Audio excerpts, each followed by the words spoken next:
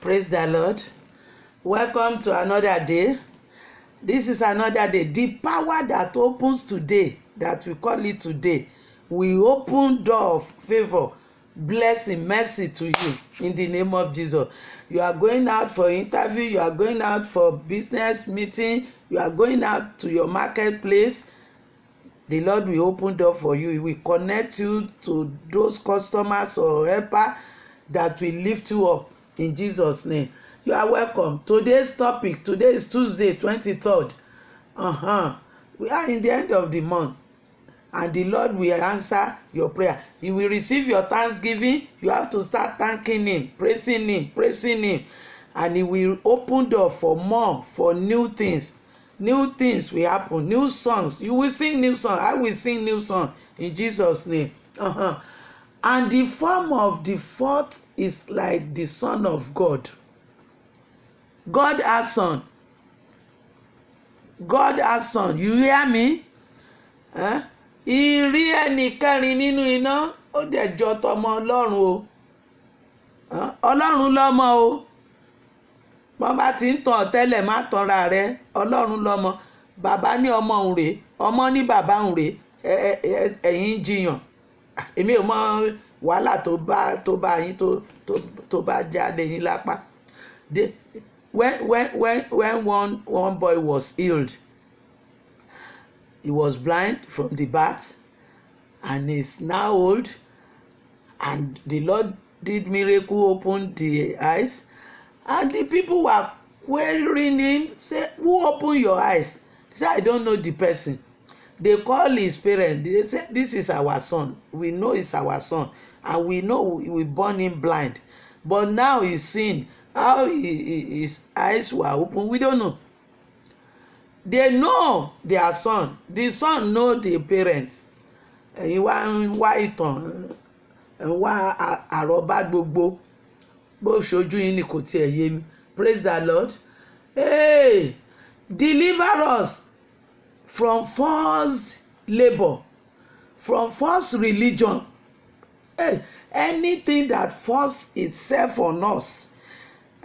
Either from our parents or whatever society because of the place we are working or living, any false power over us that has make us captive, that has turned us to slave, that has put fear in us, deliver us from it in the name of Jesus. False relationship.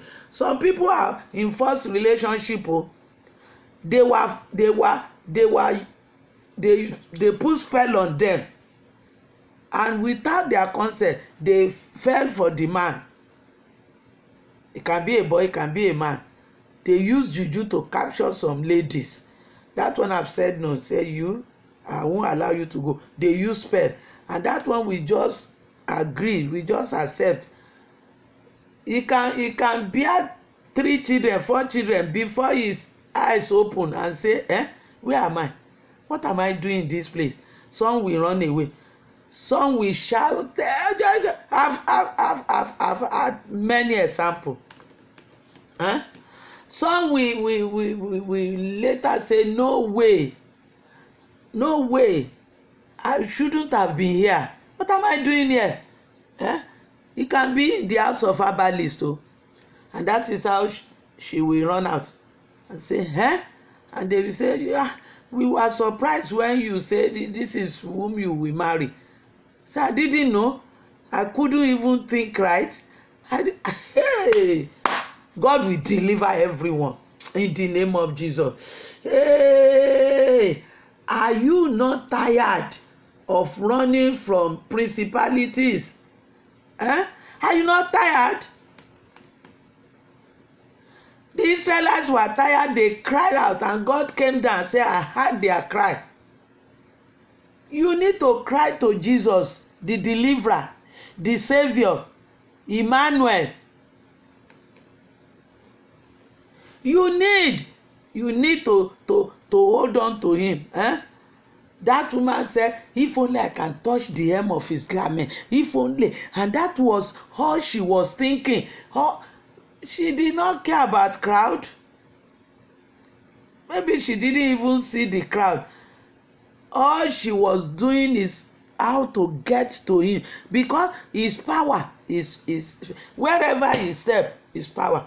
I remember in Baba Obadare's revival at Ibadan, so some women, they will be washing where he step. Immediately he lift up his shoe, they gather the sand and start putting on their stomach. I was just wondering what they were doing. I was new then.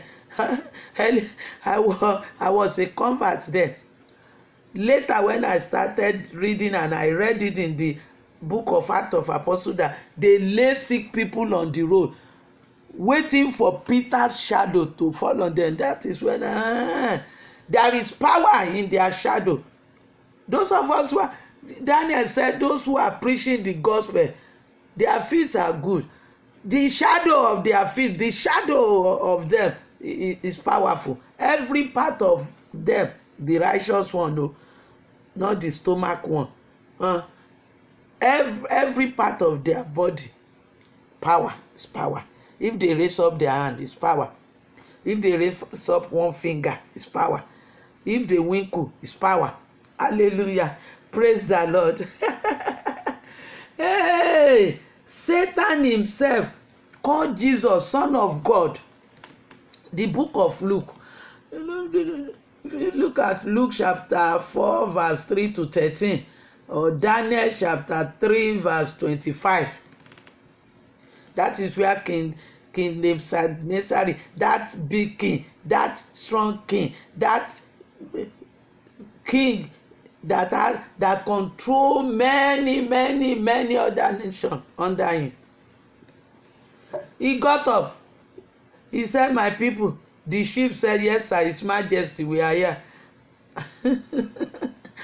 Ìyanu tí ó mú kí àwọn ọ̀tá rẹ̀ dìde, tí ó dà wọ́n lórí irú, Ọlọ́run ó ṣe fún ọ. The miracle, signs and wonder that will shake your enemies camp, shake them, shake their belief, God will release it to all of us. I won't accept myself. Satan himself called him Son of God. Ó dá mọ̀. He knows. Satan till now, if you see those people, the Satanists, when they say call Jesus, that's your master, that's your master. Hallelujah. Ṣé o dá mọ̀ ni? Ó dé èèyàn mọ̀. You don't know person. Don't copy those who do not know, who don't have knowledge. They don't have knowledge. They don't know personality. Don't copy them. Wọ́n dé èèyàn mọ̀ ni. Kí ló lè ṣe Jésù, ta ló jùlọ? What is it? What is difficult for him?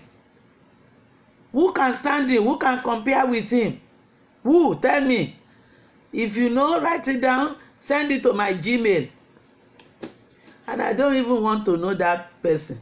Hallelujah. Hey.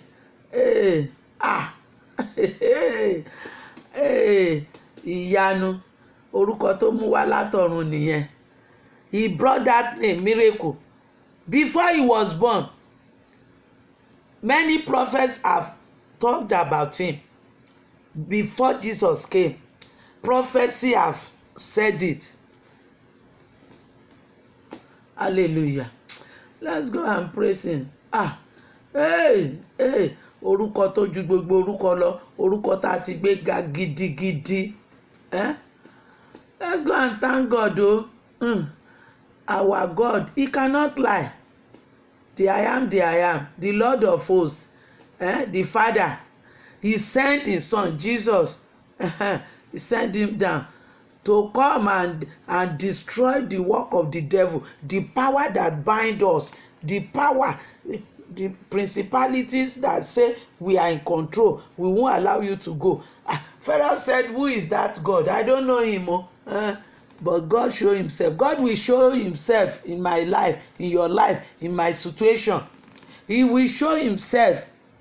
He will show how great, how powerful he is. Are you ready to praise him? Bàbá fàgbára rẹ̀ hàn, Jésù fàgbára rẹ̀ hàn, kí gbogbo aráyé lè mọ̀ dájú wípé Jésù nìkan lọ́ba lórí ayé gbogbo. Bàbá fàgbára rẹ̀ hàn. Ẹ jẹ́ gbàdúrà in Jesus' name. Father, I believe you. I believe your word. I believe the Bible from Genesis to Revelation. I believe you are the Son of God. Father, I believe you that this is my son, my beloved son. Listen to him. Hey, Father, I believe, and I say thank you. He's working for me. He's working for me. That name, Miracle, the Prince of Peace, is working for me. I have peace, peace like river. Hey, Emmanuel, our Savior, I believe and I've been saved. Thank you, Father. Glory, Lord. Glory, Lord. The power in his name. Continue to do miracle, wonders. And I believe, oh Lord, even now, as we are talking, miracle is happening. Yes, people are being touched, delivered, set free in the name of Jesus. Thank you, Father. In Jesus' name, amen. Let us go and pray. Let's go and pray. If anybody say he doesn't know, that is his palaver, headache. We know him. We can't deny it. We know him. That's why I'm here. That's why I'm still strong. I know what I passed through in my life. I know. Hey, ọpẹ́lọpẹ́ rẹ, ọpẹ́lọpẹ́ Jésù. Yóò kó ṣe rẹ̀ dénú ayé rẹ. Yóò fagbára rẹ̀ hàn. Yóò fagbára rẹ̀ gbà ọ́ sílẹ̀. Let's go and pray. Do miracle today like in the old days, Father.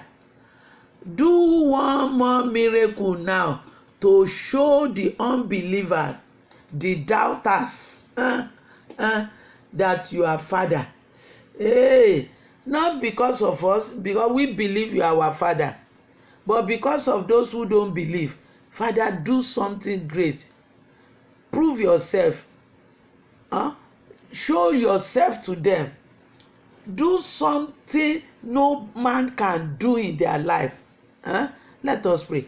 Heavenly Father, we believe, oh Lord, we believe in the Bible. We believe what is even happening. We too, we are Bible now. We can write now what we are witnesses to what you are doing now in our life, in our surrounding, in our church, in our family. Father, Lord, but because of the unbeliever, because of the new convert, because of doubter, Father, touch their lives in the name of Jesus. Let them feel it. Let them know it. Let them say it. The power in the name of Jesus. Thank you, Father. In Jesus' name, amen. Amen and hallelujah. The sermon is the Son of God. Hey, oturiru eri.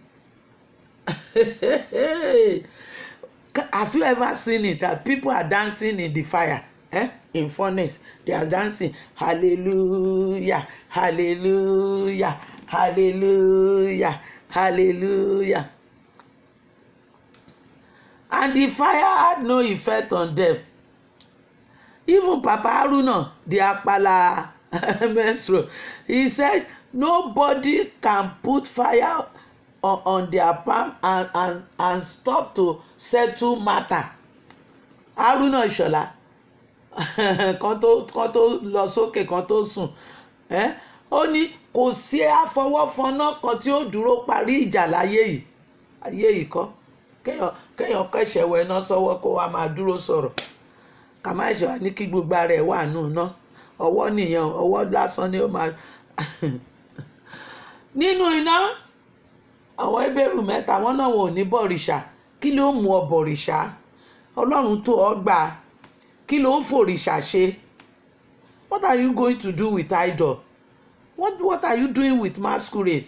You are afraid. They said if you don't do it, you won't have blessing. You won't have children. You won't have marriage. It's a lie. Let your Creator do miracle for you. His name is Miracle. Join him, join Jesus, join miracle, and let him do it in your life. If he has done it in other life, why will your own be difficult? Hallelujah. Oh, number 2.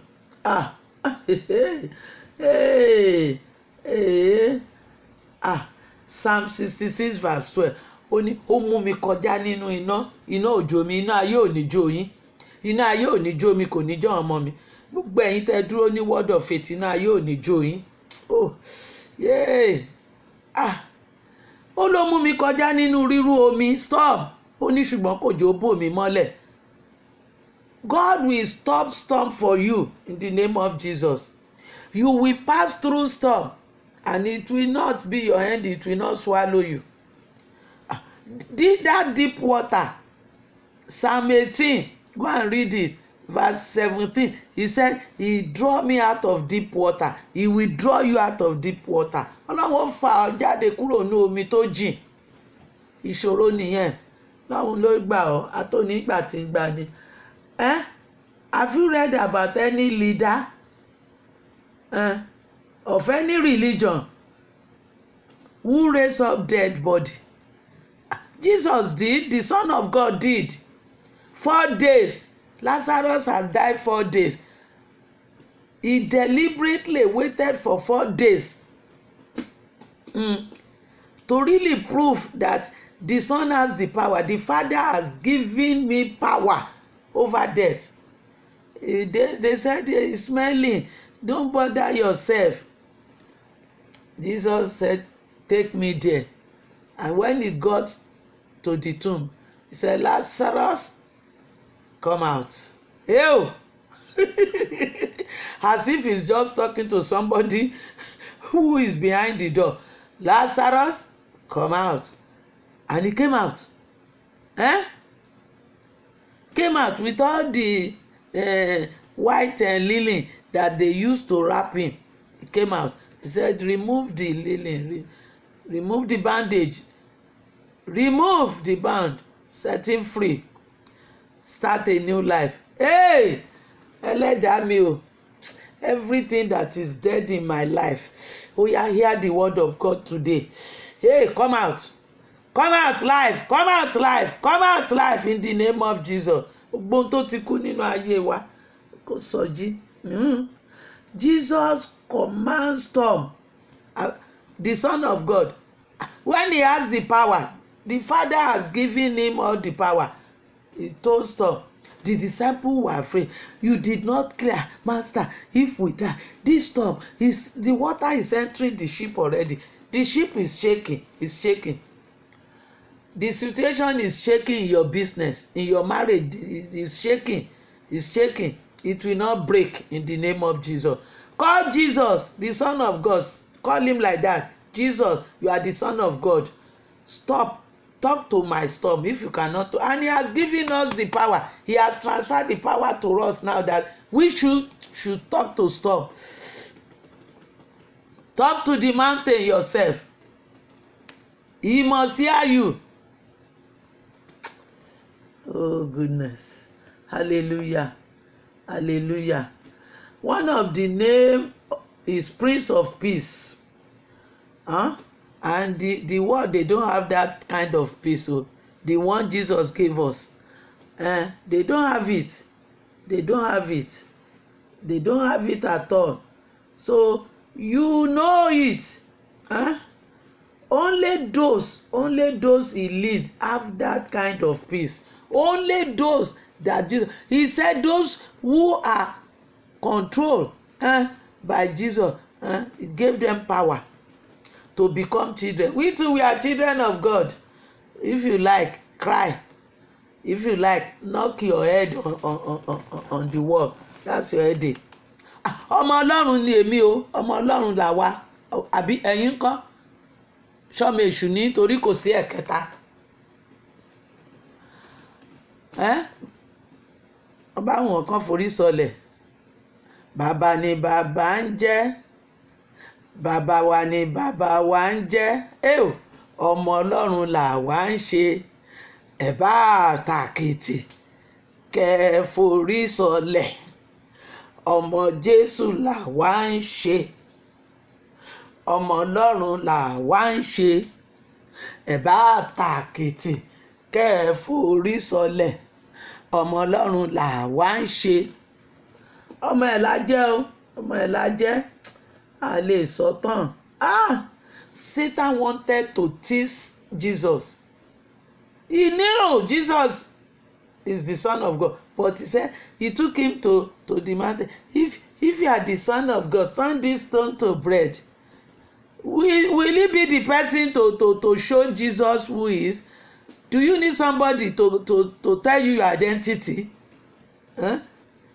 Except you are deceiving yourself. You know your identity. You know from where you came. You know if you are born in Lagos or Ibadan or wherever. You know. Gbọ́dọ̀ bá ọmọdé ọ̀ṣẹ́ ní morísun ẹ̀ kò yé mi. Tó bá jẹ́ ọmọ Ọlọ́run, pàṣẹ kó sọ àwọn òkúta wọ̀nyí kó sọ wọ́n dàkàrà. Ṣóun ni ó júwe ẹni tí Jésù jẹ́ fún? Ṣóun ni ó sọ fún Jésù? Ṣóun ni ó sọ fún Jésù pé ọmọ Ọlọ́run ni Jésù? Ṣé Jésù ò mọ rẹ̀, kò mọ ibi tó ti wá? Onísọkísọ. Hallelujah. Jésù dá lóhùn o. He wanted to turn Jesus to magician who always conjure biscuits. Hallelujah. Oh, I cannot exalt the record. I can't go into all the record. Go and read the Bible. Just read Matthew, Mark, Luke, John. It's enough. Leave the rest for the Act of Apostles, the first church. The first church. Leave that one. You read those 4 Gospels. That is what Jesus said with his mouth. That is what happened, what he performed. Hallelujah. Colossians 1 verse 27. He said, Christ in us is hope of glory. Ó ní àti ẹ̀ tí ìmọ̀ bá ṣe máa jẹ́. A ó dàbí ẹni, a ó dàbí Jésù. Tára wo máa dán. Bí ọ̀kan kú, ó jábọ́ ni o, ó kúkú mọ́tò kan ni o, ó síkì ni o. Ẹ̀mí ẹ̀ bá ti ń jáde kúrò ní ara yẹn, ó ti gba àwọ̀ tuntun. Ó ń dán, kò ní ségbò lára ẹ̀. If anybody die, whether through accident o, whether sickness o, whether somebody did spell o, immediately the spirit left the body. He will take up that glorious body, and there will be no sore, no blood, nothing, no death, nothing on it. It will be shining. It will be shining. Hey, àwọn ọmọ Ọlọ́run. We cannot be deceived, Joe. We can't be deceived. We have to predestine. Ọlọ́run ti ṣètò ẹ̀ láti ìpìlẹ̀ ṣẹ̀ pé ọmọ làwa náà ó jẹ́. Iyejú àwọn tá a ṣọmọ náà wọn látọ̀dọ̀ ọ̀dọ̀ ẹ̀mí mímọ́ wá. Ọ̀wọ́n lọ́mọ Ọlọ́run. Ọmọ Ọlọ́run lèmi o bó bá jọ́ mi èṣù. God the Father and the maker of all things said, He is my son. And the son said, I came from the Father. He is my Father. I don't know. Personally, I have no headache. Call yourself son of Darosha. I will not argue with you. Call yourself son of. If you are, we have the police who are looking for those who impersonate. It's not my business. Hallelujah. Let's pray. Hey, this faith, this belief will not slip away from me. Ìgbàgbọ́ yóò ní bọ́ sọnù lọ́wọ́ mi o. Kò sóhun tí ó yà mí. Kò sóhun tó lè yà mí ya Jésù ọba ìgbàlà. Òun ṣáá ni màá gbéga. Son of God. Let's pray. Father, we say thank you. We say thank you for this message. We know who we believe. We know. We know the Son of God. We know the Father. We know the Son. We know the Holy Spirit, the Comforter sent to us. and we believe totally. Nothing can change our faith, our belief. Nothing can change our. And you have said in your word that we will not, those who believe and trust you will not be moved. We will never be moved. We will never be brought low in the name of Jesus. I pray for my people. Father, show mercy to them. And I want you to prove yourself to them as they go out looking for green pasture, looking for what they will eat, looking for better life. Father, do it, oh Lord. Do it beyond their expectation. In Jesus' name. It's well with you. We pray. I pray for the nations. I pray for sick people. I pray for those who are crying, who want intervention. Lord, hear the prayer. See their cry. Hey, change the cry to joy, oh Lord, in Jesus' name. Amen. Amen and hallelujah.